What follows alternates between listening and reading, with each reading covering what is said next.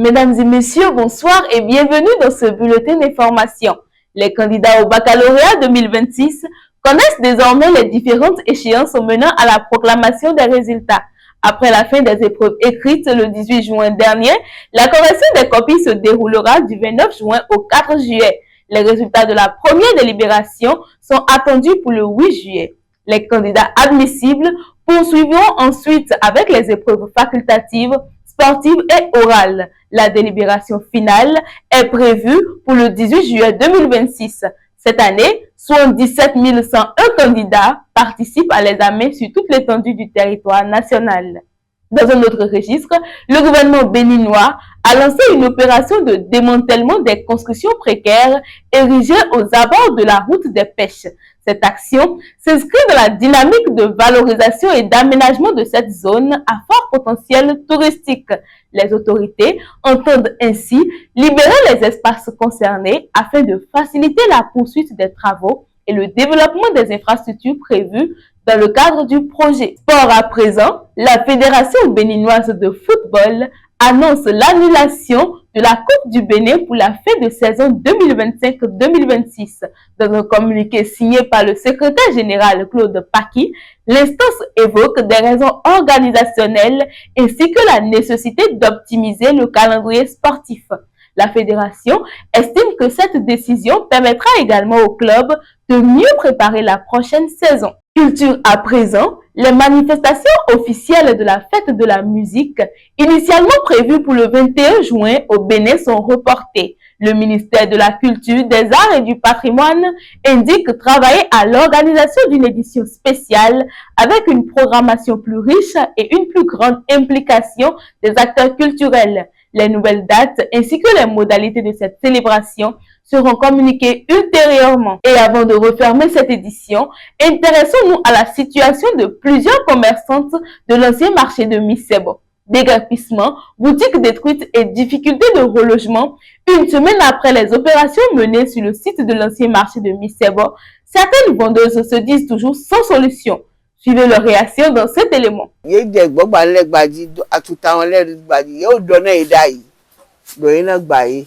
Ye m'a averti nílẹ̀. Yan koto mi se bo village 51 na die.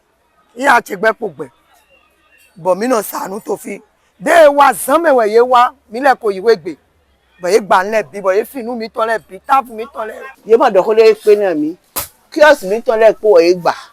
Krade bo bi mi bo je kiosk le gba ji bo je lo le gba ji agbon le gba we ye je ni lo le fi ji bo je bandi le ton bo je agbon beji.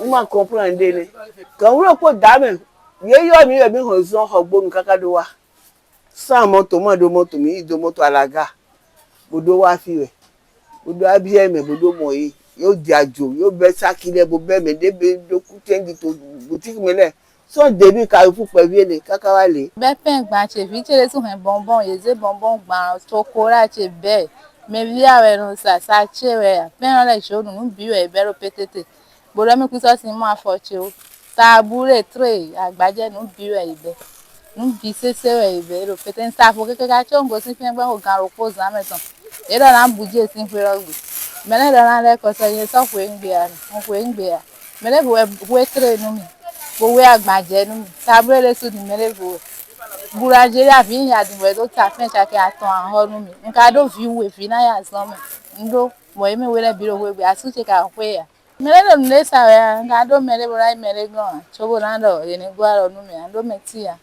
ntiro yi ya ndo toro gbe chobo ra gon tan nte do mende ya ntiro yi ya ntiro yi ya ndo mende ya metiro gon che ahiro mi na tan si mente so le ndo mende ya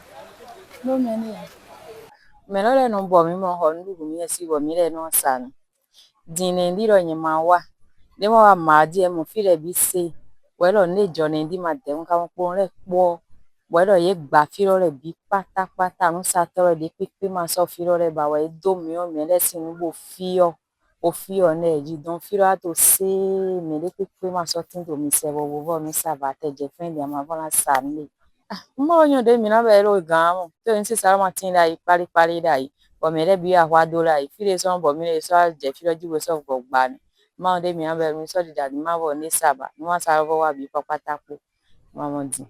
Donc nous ma ça et voici de Uganda ito.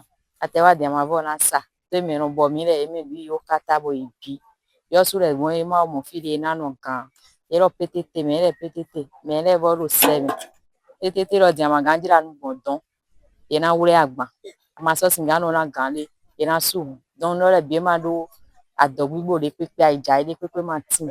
Ko sejo po budi po. Wo to roji di mo me bi mi to budi. Vivo Martin. Ma wo fi mi nanu. Mi ro fi fufu pe. Ma de we ko gba me le so mi no ta le igba ma mo fi le mi nanu. Na ho ni bo mi lo ko si ma wo fi mi nanu mi ka ndu ni.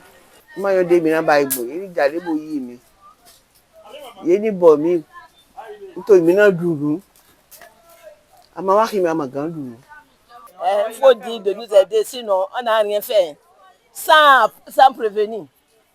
La nuit vers 23h, ils sont commencés. Retrouvez l'intégralité des propos recueillis sur nos différents canaux de diffusion. Voilà pour l'essentiel de ce bulletin d'information. Merci de nous avoir suivis.